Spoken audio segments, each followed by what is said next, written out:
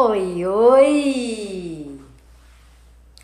Oi, oi, você que está aqui na Travessia do Caos à Plenitude, a nossa websérie, em que eu vou te mostrar como fazer a sua jornada e descobrir como desenvolver o seu máximo potencial na vida e nas relações, sem fórmulas prontas, sem dicas disso ou daquilo, sem que você tenha que mudar a sua rotina para caber dentro de uma caixa.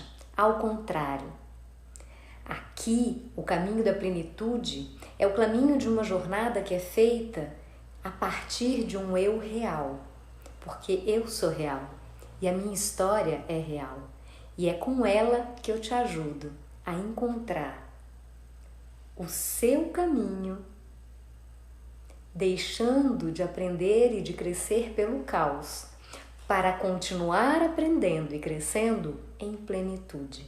A diferença básica entre Kensho e Satori, que nós aprendemos ontem no episódio 2. E além disso, nós aprendemos outras coisas no episódio de ontem.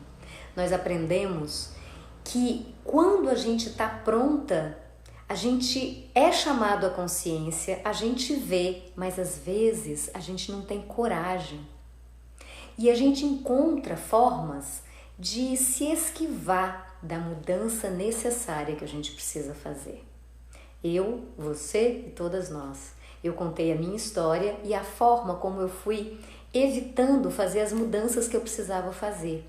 E também a gente viu no episódio de ontem que quando a gente não faz as mudanças que a gente precisa fazer, a vida para a gente e nos chama a responsabilidade. E nos coloca em situações tais que ou a gente muda ou a gente muda. Não tem como escapar. A gente viu também que a gente tem um potencial muito maior do que o que a gente expressa na vida e no mundo. E é por isso que a gente está aqui no episódio 3, para eu continuar te contando como realizar todo o seu potencial na vida e continuar crescendo de uma maneira consistente, de forma que todos os aspectos da sua vida possam se desenvolver na mesma proporção. O que você vai ver hoje aqui vai te mostrar que se a gente não está plena na caminhada, fica desequilibrado esse jogo. Tá pronta? Vamos começar? Então tá bom, vamos lá, vamos juntas, né? E você já sabe, de vez em quando eu colo, porque eu faço notas para não esquecer de te falar o mais importante, certo? Uau, já fizemos a revisão. E você viu também na história de ontem, que eu te contei, que eu precisei esperar a vida me parar com um acidente de carro e o meu marido me pediu o divórcio para eu tomar as rédeas, né? Enfim, eu tomei as rédeas e descobri que a única coisa que a gente tem controle nessa vida, anota essa parte, é sobre a gente mesmo. A gente não tem controle sobre mais nada além de nós mesmos. E é a única coisa que a gente consegue mudar. A gente não muda o outro, a gente não muda o chefe, a gente não muda a profissão, o status quo da nossa profissão. Nós mudamos a nós mesmas. E quando nós mudamos a nós mesmas, tudo em torno muda. E essa mudança ela é feita consistentemente dia após dia, numa caminhada que vai das bordas para o centro, da superfície para o fundo. É profunda o convite à mudança, né? Quando a gente precisa ser empurrado na beira do abismo, a gente bate asa. É claro que a gente bate asa, a gente não vai se estabacar no chão. Porque nós temos mecanismos que são atávicos, que são mecanismos arcaicos de sobrevivência que dão o seu jeito. A gente acaba dando uns pulos e se resolve. Mas se a gente decide por nós mesmas fazer a mudança consistentemente, a gente tem como planejar essa mudança. A gente tem como fazer os passos de forma suave, constante. E aí, nesse tipo de mudança é que a gente cresce em todas as áreas meio que por igual, sabe? De uma forma equânime. Você vai ver isso hoje, conforme a gente for avançando. E antes de entrar na minha história e nos aprendizados que eu trouxe para vocês no episódio 3, eu quero te falar da história, de uma história muito próxima aqui, que eu estou assistindo acontecer agora e que tem tudo a ver com ser empurrado do abismo ou planejar e estruturar uma mudança de vida constante, consistente, que faça com que a gente cresça e expanda todo o nosso potencial.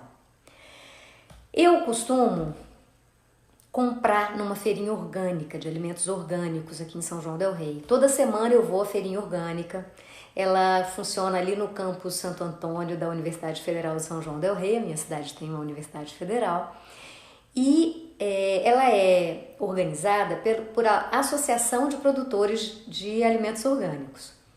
É uma associação pequena, mas que produz alimentos de excelente qualidade. Muito bem.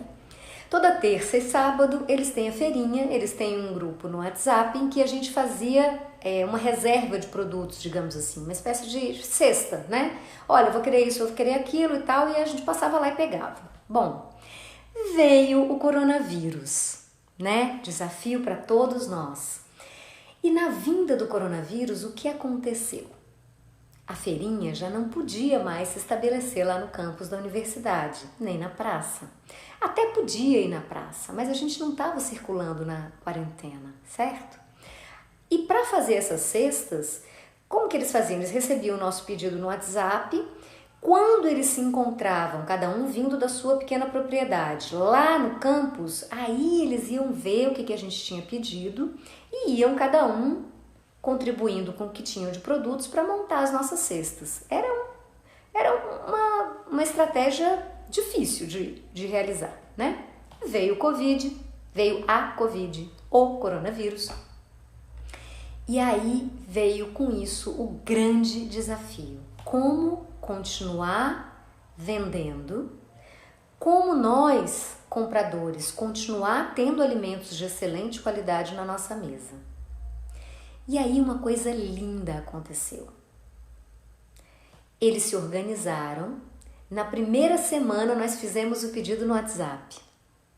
Aquela maior confusão do mundo, a lista do que tinha, eu quero isso, eu quero aquilo, eu quero isso, eu quero aquilo, eu quero isso, aquilo, e como é que entrega, quem entrega, como é que paga, não, mas dinheiro não, porque, né, aqueles desafios mesmo.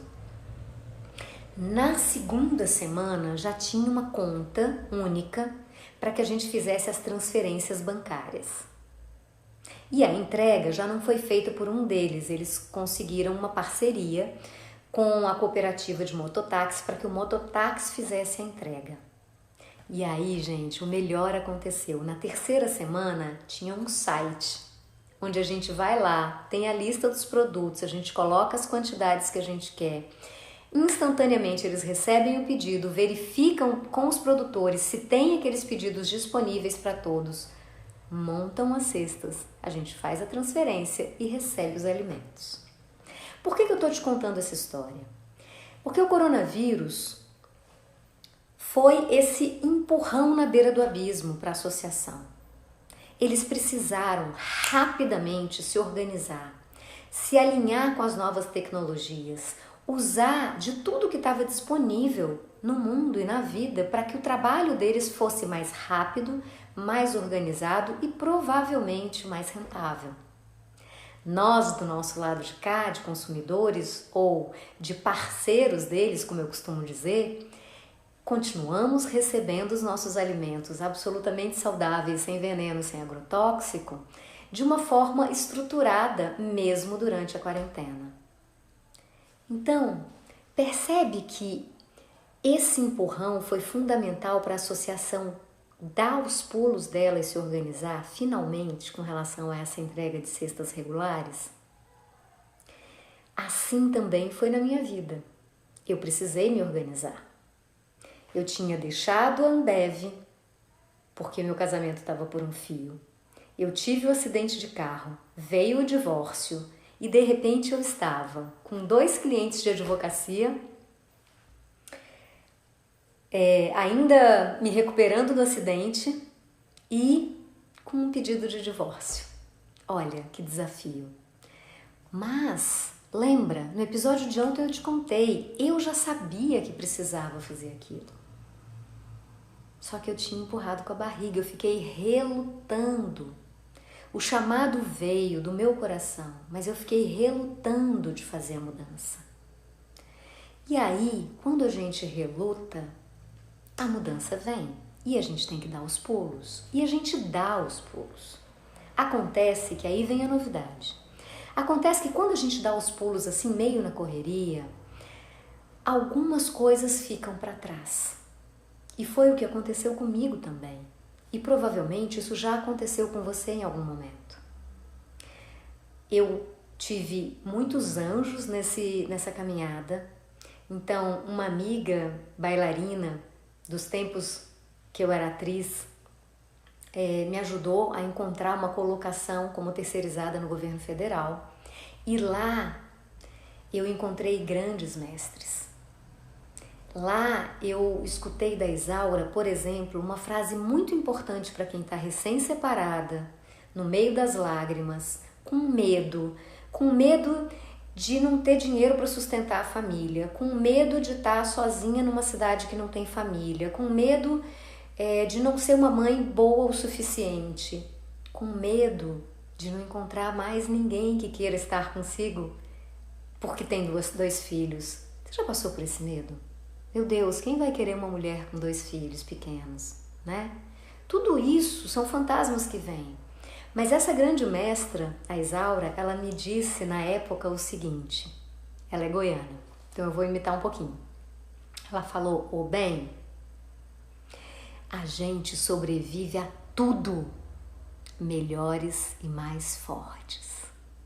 E a Isaura sabia das coisas, porque ela mesma já tinha enfrentado muitos desafios. Imagina, ela tinha 6 filhos, sendo policial federal. Muito bem, mas além da Isaura, eu também tive um outro grande mestre, que foi o Luiz Paulo, que me ensinou tudo sobre negociações internacionais. Eu caí de boca no trabalho, mas assim, eu me dediquei profundamente ao trabalho. A minha carreira estava indo bem como há muito tempo não ia. Como se de repente todas as barreiras e todos os impedimentos na minha vida profissional tivessem sido eliminados, a tal ponto que um dia eu encontrei meu ex-marido e ele me disse assim, sabe, eu acho que eu era a razão impeditiva do seu sucesso, porque 8 meses depois da nossa separação, você está brilhando no trabalho, você está brilhando na sua vida profissional. E foi exatamente o que aconteceu. Só que, como eu disse a vocês, eu fui empurrada para essa mudança. Eu relutei para entrar na jornada. Eu fui realmente empurrada. E eu tenho uma conexão maravilhosa com os céus, todos nós temos. A gente só precisa ter ouvidos de ouvir e olhos de ver. Então eu encontrei esses mestres no caminho e eu parei para prestar atenção neles e aprendi o que eu podia aprender na vida profissional. E cresci com isso. E realizei sonhos que eu tinha deixado lá atrás. O sonho de mudar o mundo, o sonho de mudar o Brasil. Tudo isso foi acontecendo nesse período. O sonho de ter um trabalho relevante, de poder contribuir para a melhoria da vida das pessoas. Eu tinha um sonho de conhecer o mundo. Eu não sonho pequeno. E você também não deve sonhar pequeno. Sonha grande, porque o céu, para qualquer um de nós, é o limite. E quando a gente coloca um limite no nosso sonho, por mais longe que a gente vá, ele ainda assim tem um limite. Então sonha grande, sonha gigante. Sonha com o que você acha que é impossível realizar. Eu tinha esse sonho de conhecer o mundo e nessa época eu comecei a viajar representando o Brasil no Mercosul, viagens para a ONU, para a OEA, para reuniões da OEA, para reuniões da OCDE. Então eu conheci a Europa, América Central, América do Sul. O céu era o limite, eu conheci até o Canadá. que era o país dos meus sonhos, o sonho do sonho do sonho do sonho. Mas tudo isso veio na minha vida dessa forma meio que empurrada na beira do abismo. E por que é legal quando a gente decide por nós mesmos tomar o caminho da mudança e tomar as rédeas da nossa vida nas mãos? Porque quando é assim empurrado, algum aspecto da vida cresce e a gente tem muito em pouco e pouco em muito. O que eu quero dizer com isso? Aliás, anota essa frase. Anota essa frase e clica aqui no compartilhar, no aviãozinho, e chama as pessoas mais importantes da sua vida para essa live, porque essa live é épica, ela é histórica e você vai saber já já por quê. Tava dizendo eu, e anota isso. Quando a gente vai para a jornada nesse clima de caos, num clima Kensho, quando a gente vai para a jornada de crescimento pela dor, pelo caos, a gente tem muito em pouco e pouco em muito. Vou exemplificar para ficar bem clarinho para vocês. A minha vida profissional deu um boom. Eu tinha muito mais do que eu podia sonhar na minha vida profissional. Muito mais mesmo. Mas eu não tinha tempo para os meus filhos. Eu passei anos sem estar presente na celebração de aniversário da Isabela, minha filha mais velha. Anos seguidos. Porque sempre coincidia com uma reunião do Mercosul, o dia do aniversário dela. Eu tinha um relacionamento afetivo nessa época, o meu segundo companheiro, que era um grande desafio. Ele foi um mestre e você vai saber um pouco mais sobre isso amanhã, então fica ligada amanhã. Mas era uma relação extremamente conturbada, cheia de altos e baixos. A minha vida financeira, embora eu tivesse um bom salário, era um caos. Então, quando a gente não toma as rédeas da nossa vida e toma as decisões no tempo certo delas, quando a gente é empurrado, algumas partes da nossa vida vão super bem e outras ficam oscilando. E talvez agora, quando eu te falo isso, você deva estar pensando assim: mas não se pode ter tudo mesmo. Ou, você tinha sorte no trabalho, então as outras áreas da vida realmente não iam ser tão boas assim. E aí eu vou te dizer que a gente está chegando bem pertinho do core desse episódio, que são as crenças, os mandatos e as lealdades sistêmicas. E agora, nesse momento da live, eu vou fazer uma pausa de 10 segundos para você clicar agora no aviãozinho e mandar para as pessoas importantes da sua vida. Porque, sério, eu vou falar sobre as crenças e as lealdades sistêmicas que impedem que a gente realize todo o nosso potencial na vida, no mundo e nas nossas relações. Manda agora. Vou contar até 10 aqui, certo?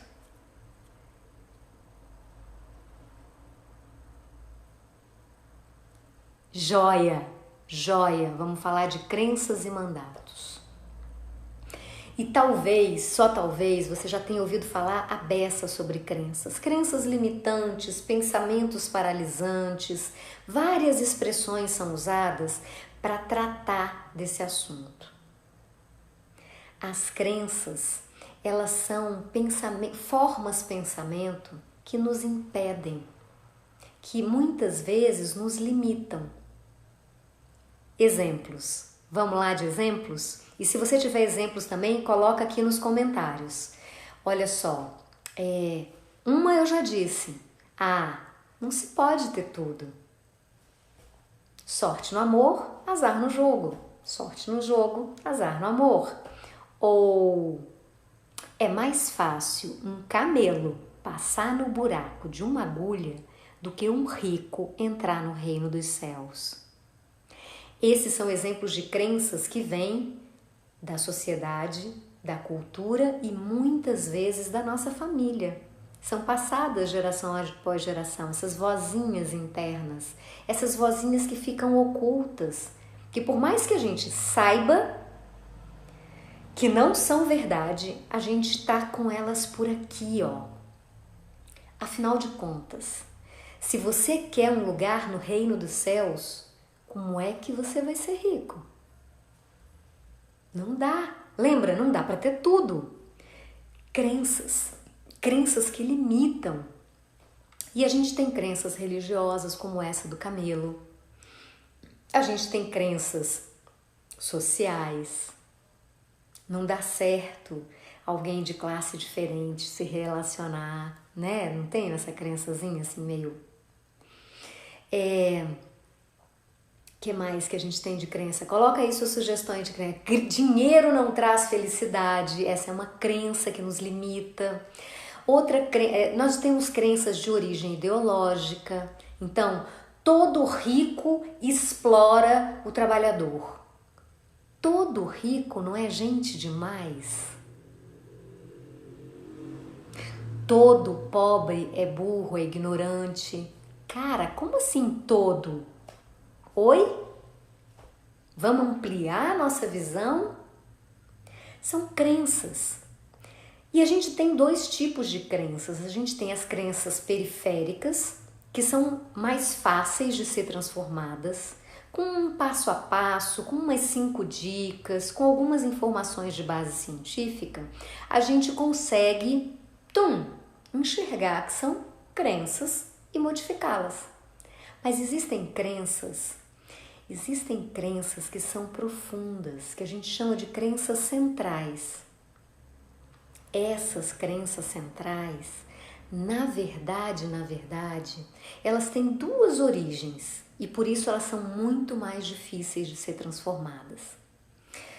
Uma dessas origens é a origem dos traumas na infância ou dos traumas de uma maneira geral. São histórias que nós contamos para nós mesmas. São experiências que nós vivemos e a partir daquela experiência nós criamos uma regra geral. Tipo, você teve um primeiro namorado ruim, abusivo, enfim, ciumento, qualquer coisa que o valha, ou que te traía. Você teve um segundo que te traía também. E aí você criou uma crença dentro de você. Os homens não prestam. Os homens são abusivos. Você sofreu uma violência por parte de um homem? Os homens são violentos, são perigosos. Não é seguro se relacionar com um homem, por exemplo. Ou aquela crença social, né? Os patrões exploram. Eu tinha uma crença, não sei se foi aqui, não foi na travessia que eu contei, mas tem um vídeo no meu canal do YouTube, aqui no meu canal do YouTube, eu tô transmitindo no YouTube também, em que eu falo sobre isso, sobre a minha experiência com o exercício da advocacia, quando eu era estagiária, em que eu sofri assédio sexual no trabalho. E aí eu tomei horror ao exercício da advocacia. E dali pra frente o meu curso desandou completamente. Eu tomei aquela experiência particular e transformei ela numa regra geral, numa crença de que os advogados não prestam, não são boas pessoas, não são honestas, não são legais. E aí eu não queria, claro que eu não queria ser advogada, né? Mas isso era uma crença que eu criei por conta de uma experiência que para mim foi traumática. Aos 19 anos, ser assediada sexualmente no escritório, uau, é muito pesado, né? Então, o outro tipo de crença profunda é a crença que vem de uma maneira, que vem de outras gerações. E isso a epigenética já demonstrou. As experiências que são traumáticas, que são dolorosas e que plasmam nas células dos nossos antepassados registros, como as nossas também causam registros. E esses registros, eles são tão profundos que eles são transmitidos para as nossas células via o nosso código de DNA. É verdade esse bilhete. É verdade esse bilhete. E você está tendo a segunda chance. Compartilha, porque vai ficar mais quente essa história. Então, o que acontece? A gente tem as crenças periféricas, que as metodologias que a gente aprende nos livros de autoajuda, tipo O Poder do Agora, que é maravilhoso, eu super indico, mudou vários aspectos da minha vida. Tipo Pai Rico, Pai Pobre, tipo, o que mais? O Poder da Autoconsciência, As 7 Leis Espirituais do Sucesso, do Chopra. São livros que eles vêm ao nosso encontro, nos iluminam o conhecimento e nos ajudam a transformar muitas dessas nossas crenças periféricas. Dessas crenças que vêm do ouvir falar, dessas crenças que são genéricas, que todo mundo fala, mas aí quando vem um conhecimento e te mostra que aquilo não é bem assim, naquele momento vira uma chave, você fala, pô, mas realmente não é bem assim, olha quantos exemplos de que não é assim, né? No entanto, essas crenças que eu mencionei agora, as crenças profundas, as crenças centrais, elas não se modificam com mudança de comportamento.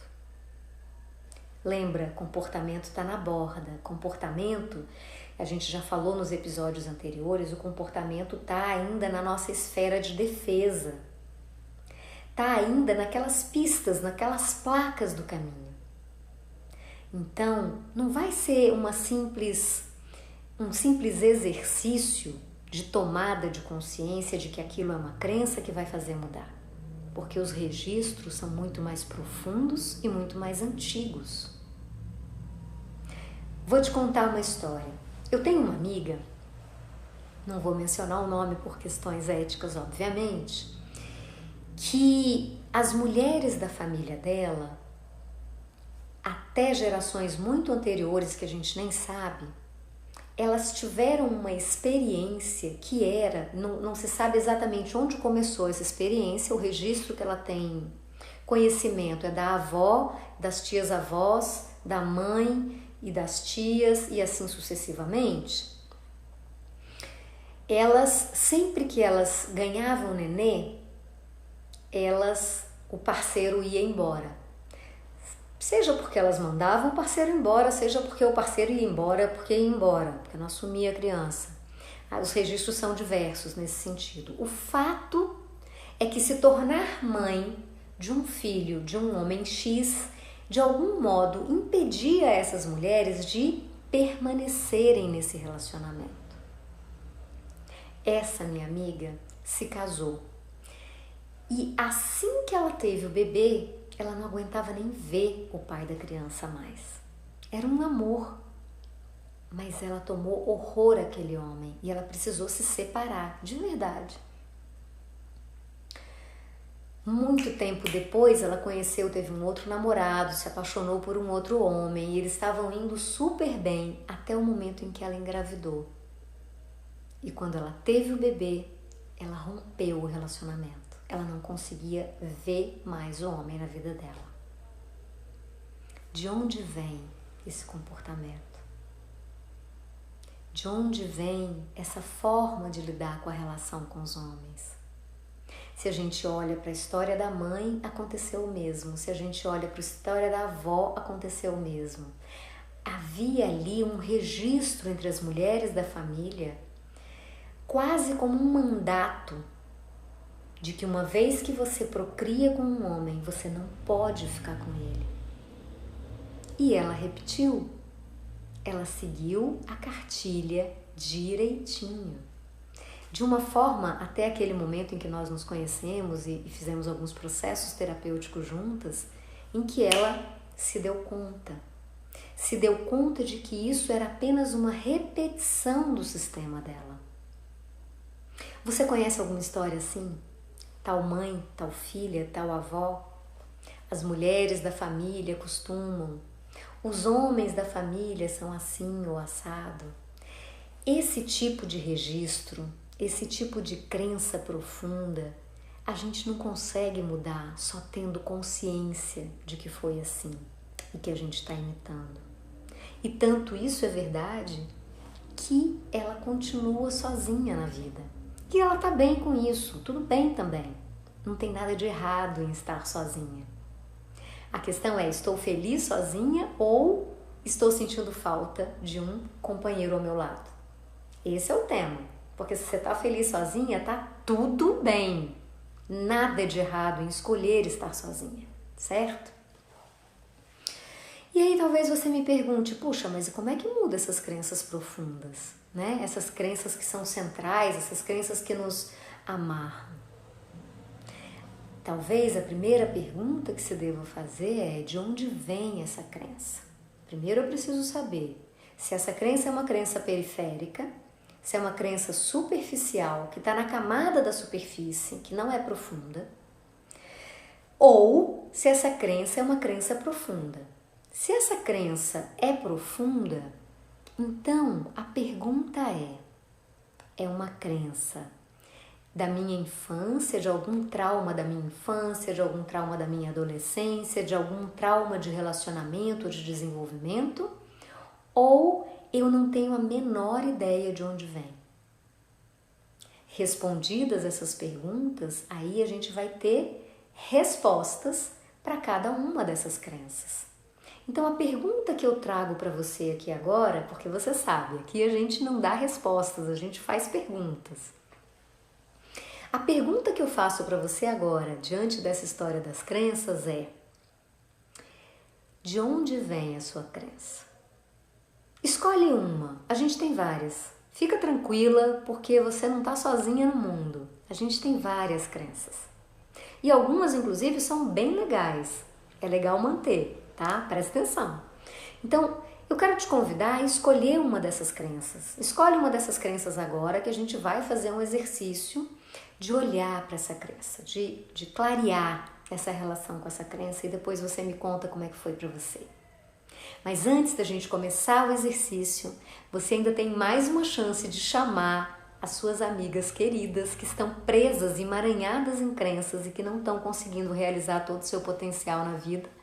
Agora, chama lá para a gente começar o exercício das crenças. Enquanto você chama, eu vou colar mais uma vez, certo? Uma coladinha rápida.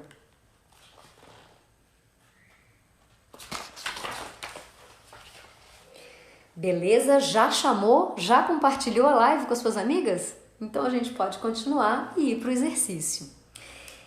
Pensa, escolhe dentre as crenças que vêm à sua mente e aí escolhe a que vier primeiro. Em geral, a crença que surge primeiro quando eu faço essa pergunta é aquela que está na iminência de receber luz, de ser percebida.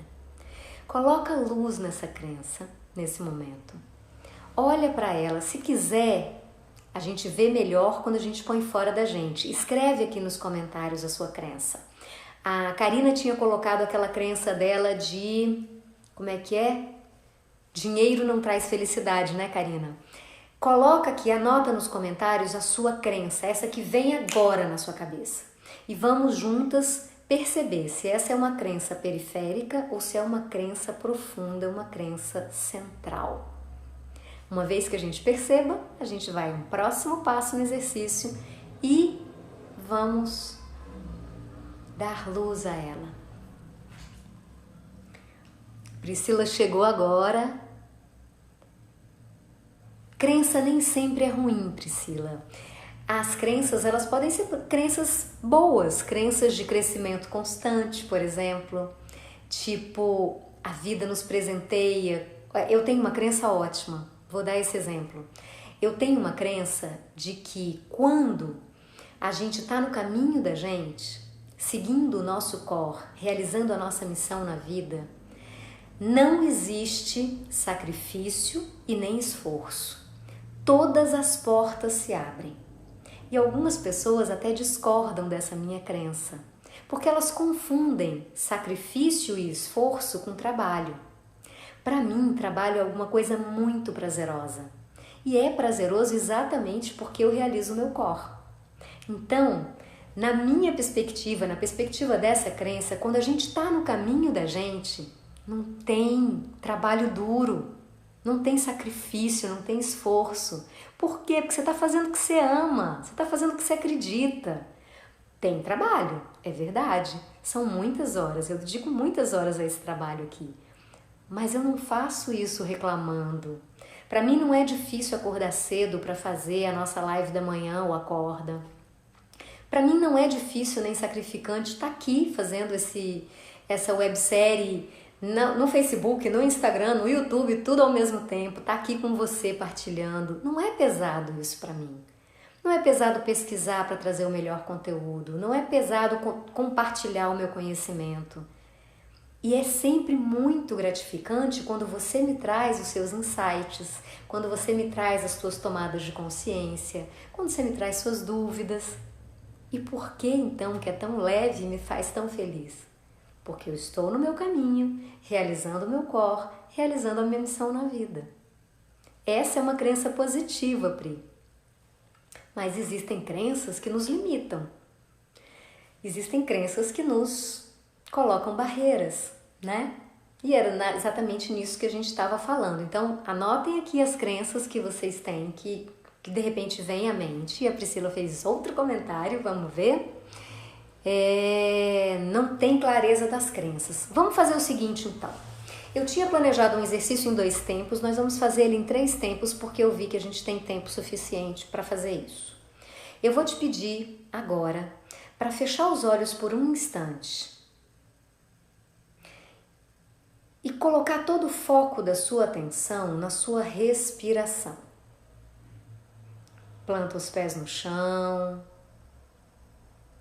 coloca toda a sua atenção agora nisso. Se conecta com o seu corpo, com o que acontece nele. Observa, não muda nada, só observa. Aquieta. Observa se algo no seu corpo te chama a atenção nesse momento, algum sentimento, alguma sensação, uma temperatura diferente em alguma parte, alguma dor, algum incômodo. Só observa, não tem nada de errado com isso, é só o que está acontecendo agora, uma fotografia.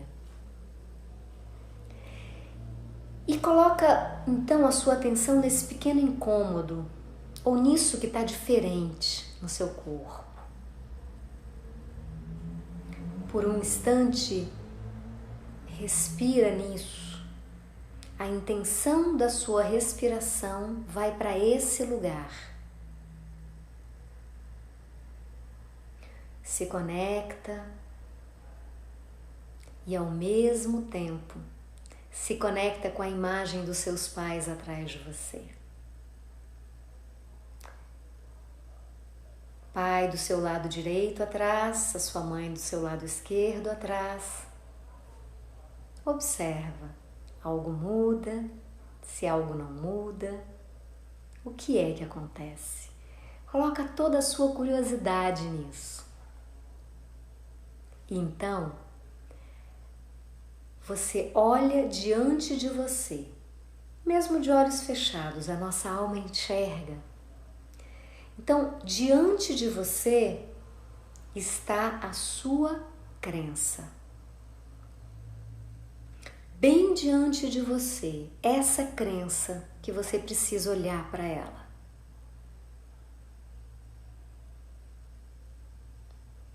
E eu vou contar até 3 e vou estalar os dedos. E na hora que eu estalar os dedos, você abre os olhos e vamos ver o que vem.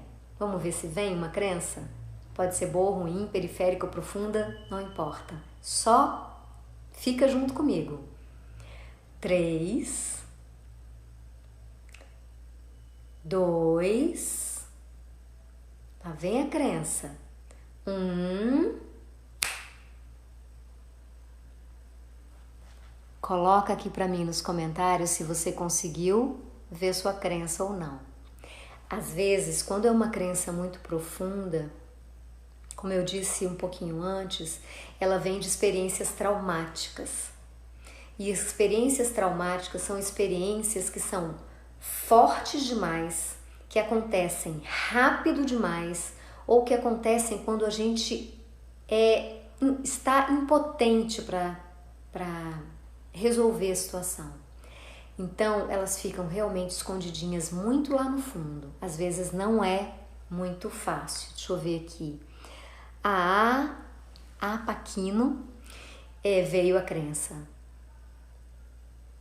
Ah, viu aí, Pri? Veio a sua crença também, né? Que se você quiser algo, você tem que fazer você mesma sozinha.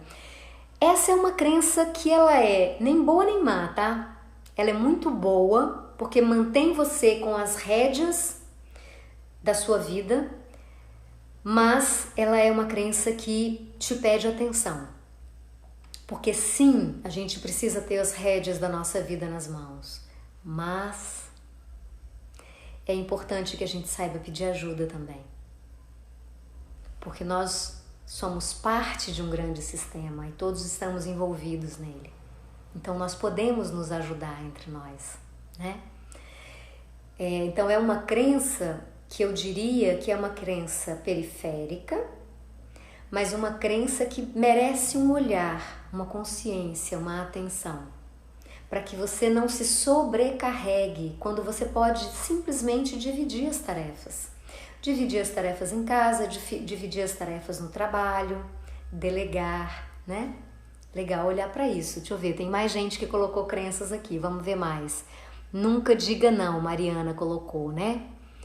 E para cá também veio crença. Muito bem. Como que a gente vai trabalhar com essas crenças nesse momento? Algumas dessas crenças são profundas, algumas crenças são mais superficiais. Nunca diga não é outra crença que é um fio da navalha, né? Porque, e aí eu vou falar uma frase para você que tem essa crença. Então, presta muita atenção no que eu vou dizer agora. Quando você diz sim, querendo dizer não, você está dizendo um sim para o outro e um não para você.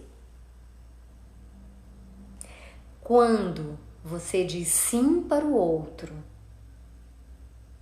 sempre, o seu sim não tem valor. Quando alguém que diz não diz um sim, esse sim vem com muita potência, porque é um sim que vem lá do eu profundo. Certo? Então, eu sugiro, se você estiver aberta para isso, a prestar atenção nesses sims que você está dando. Quantos nãos você está dando para você, para o seu próprio crescimento, para o seu próprio desenvolvimento, para as suas potencialidades e principalmente para a sua realização? Esse é um convite.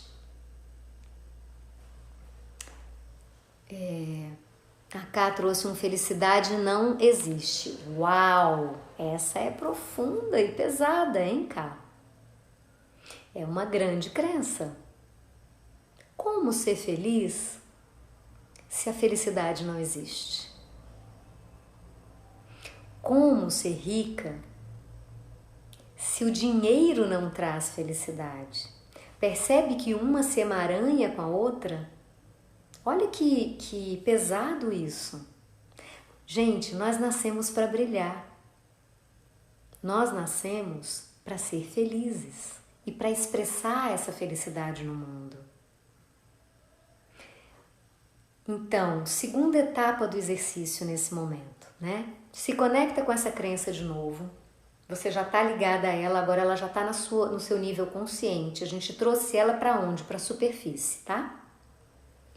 Então agora nós vamos olhar para ela a partir desse lugar na superfície. Olha para a crença bem diante de você. Se for mais fácil para você, fecha os olhos, Mas se for possível, olha para ela diante de você como quem está olhando para mim, tá? Imagina que eu sou a sua crença nesse momento. Olha para mim e imagina que eu represento a sua crença.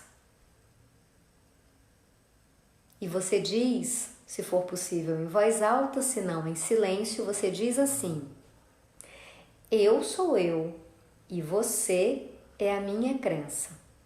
X. Depois que você disser isso, você vai olhar para a representação da sua crença.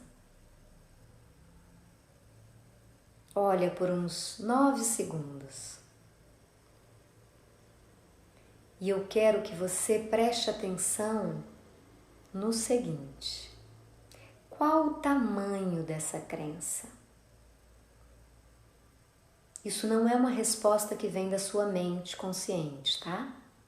Então deixa vir a resposta sem julgamento, esteja aberta e receptiva ao que vem. Qual o tamanho dessa crença? Ela é maior que você? Ela é do seu tamanho ou ela é menor que você? Primeira pergunta. Enquanto você olha para a sua crença, o que acontece no seu corpo? Observa, espera o corpo responder. Pode vir um balanço nas pernas, pode vir um tremor, pode vir um peso nas costas, pode vir uma dor num dos ombros, pode vir dor de cabeça, pode vir qualquer coisa, inclusive nada, tá? Então, o convite é observa sem restrição. Só observa o que acontece enquanto você olha para a sua crença bem diante de você, aqui representada por mim.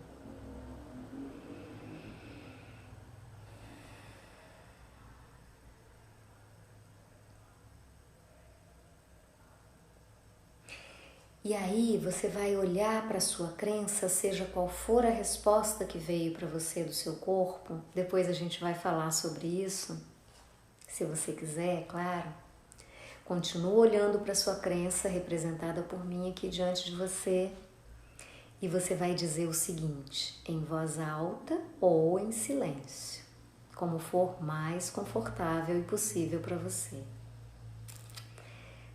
Você vai dizer assim para ela: eu vejo você.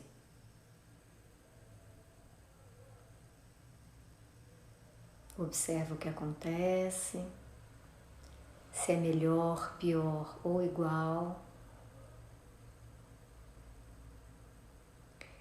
E aí você vai dizer para a sua crença: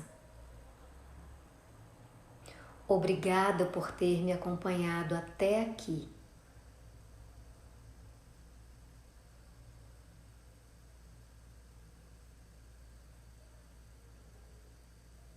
Obrigada.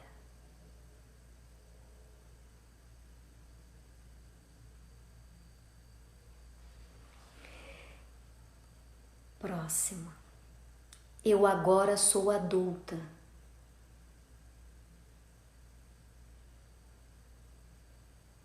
Observa. E eu decido liberar você de mim e me liberar de você.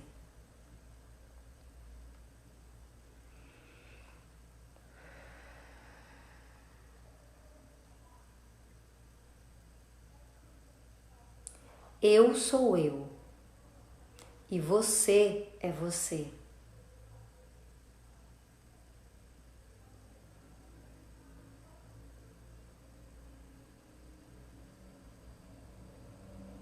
Me despeço com gratidão.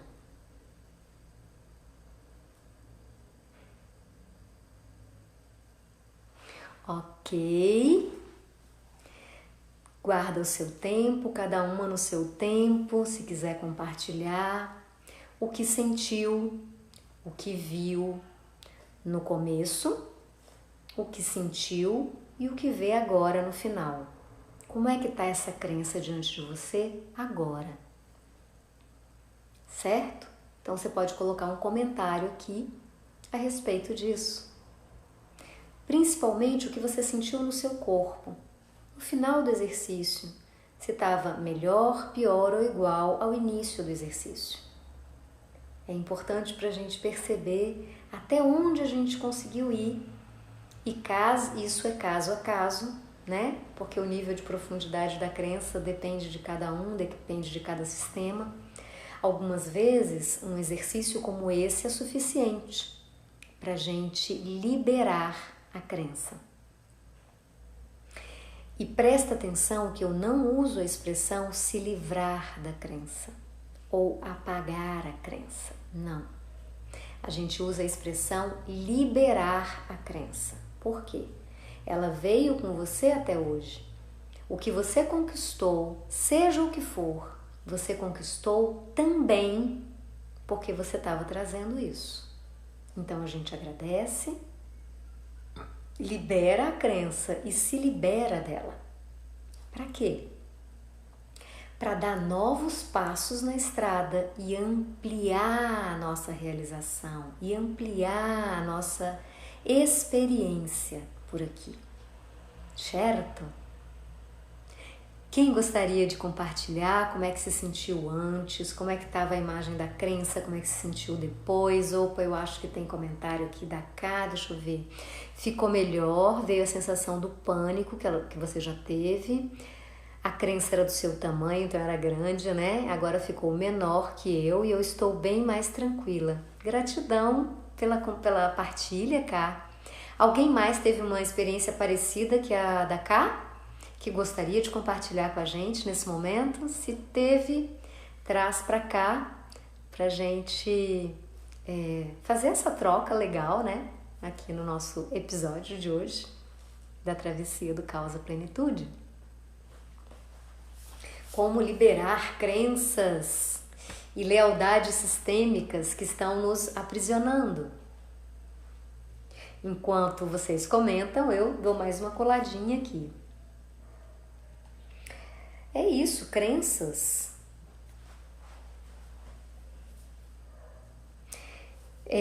Algumas crenças são muito profundas.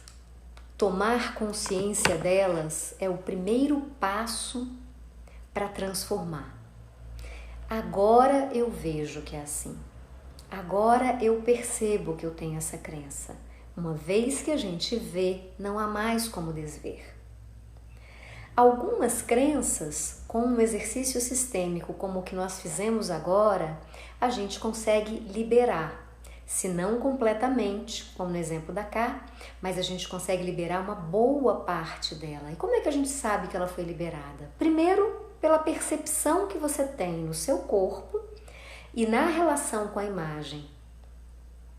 No caso dela, ela via a crença do tamanho dela e no começo e depois do exercício ela viu menor. No começo do exercício ela teve uma sensação de pânico e no final do exercício ela teve uma sensação de tranquilidade. Outras crenças, elas são tão profundas e elas estão ligadas a episódios antigos do nosso sistema e tão graves no nosso sistema que é preciso fazer uma constelação familiar para que a gente possa liberar essa crença ou um movimento essencial. Mas boa parte delas a gente consegue, mesmo dessas mais profundas, fazer com exercícios sistêmicos, como o que a gente fez agora. Deixa eu ver que tem um outro comentário aqui. Deixa eu ver. Opa, eu tô aqui mexendo no computador. Não conseguiu liberar, né? A Paquino. Talvez você precise de um outro exercício, ou como eu falei agora, às vezes é necessário, às vezes essa crença ela tá ligada a algo tão profundo do seu sistema, a uma experiência tão dolorosa para os seus antepassados, que talvez você precise olhar à luz de uma constelação familiar mesmo, né? às vezes acontece e às vezes é necessário. Mas você já aprendeu o exercício. Então, como você já aprendeu o exercício, você pode fazer colocando uma cadeira diante de você ou colocando um papel diante de você, um objeto. Você escolhe o objeto, pode ser um boneco. E aí você guarda uma certa distância, repete o exercício com bastante atenção, não seja interrompida durante o momento do exercício e observa o que acontece no seu corpo, certo? Se você está lá no grupo do Telegram, eu vou mandar esse exercício em áudio para o grupo do Telegram, ou no ponto da virada. Se você não está no grupo do Telegram ainda, tem um link no meu perfil no Instagram, aqui no canal do YouTube tem um link aqui na descrição desse vídeo e no Facebook tem um link também que vai ficar nos comentários desse vídeo.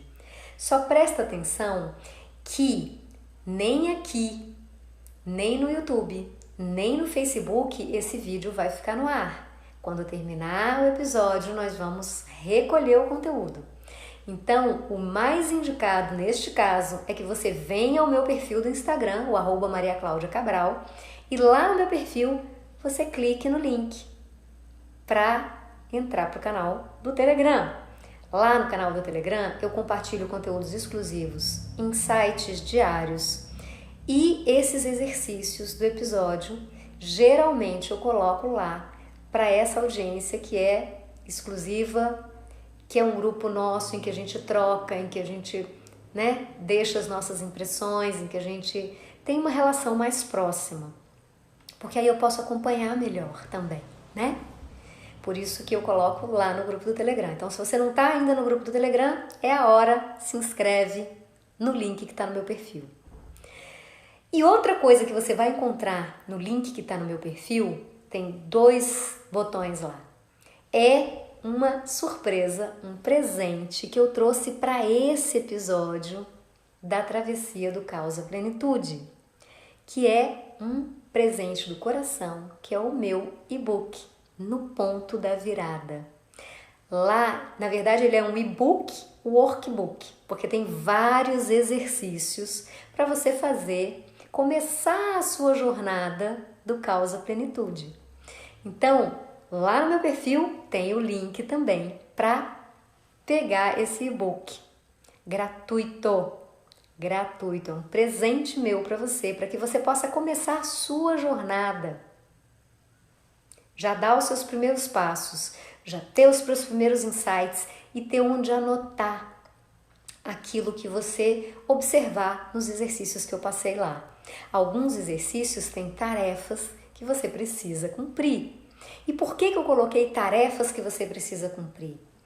Para te ajudar a não ser vencido pelas suas vozinhas internas que te sabotam, pelos sabotadores do seu sucesso, pelas crenças que te paralisam, pelas crenças que impedem que você realize no mundo todo o seu potencial. E eu já estou recebendo um aviso aqui do Instagram de que falta 1 minuto e 40 segundos. Então, nesse tempo que eu vou fazer uma pequena revisão do que a gente viu hoje. Então, hoje a gente viu que quando a gente reluta e que a gente resiste ao chamado da vida para fazer as mudanças que a gente precisa fazer pelo caminho, a gente é empurrado pela vida no abismo. E é claro que a gente bate as asas, mas a gente também se machuca. E alguns aspectos vão acabar ficando para trás. A gente vai crescer em alguns e outros não. A gente vai ter que ficar equilibrando pratos na balança. A segunda coisa importante que a gente aprendeu no episódio de hoje foi que quando a gente está aberta no caminho, a gente encontra mestres. E é preciso ter os olhos e os ouvidos abertos para reconhecer esses mestres e aprender com eles. Tomar deles as lições mais mastigadinhas, para que a gente não precise gastar, como eu gastei, 25 anos para chegar na estrada de plenitude. Que a gente possa otimizar o nosso caminho, otimizar a nossa caminhada. A terceira lição do episódio de hoje é que mesmo que a gente esteja já num caminho de crescimento, e nós todos nós estamos num caminho de crescimento em que a gente aprende pela dor, que a gente aprende pelo caos, pelo Kensho, lembra? Para que a gente possa começar a aprender em plenitude, a crescer em plenitude e com isso ter todos os aspectos da nossa vida crescendo consistentemente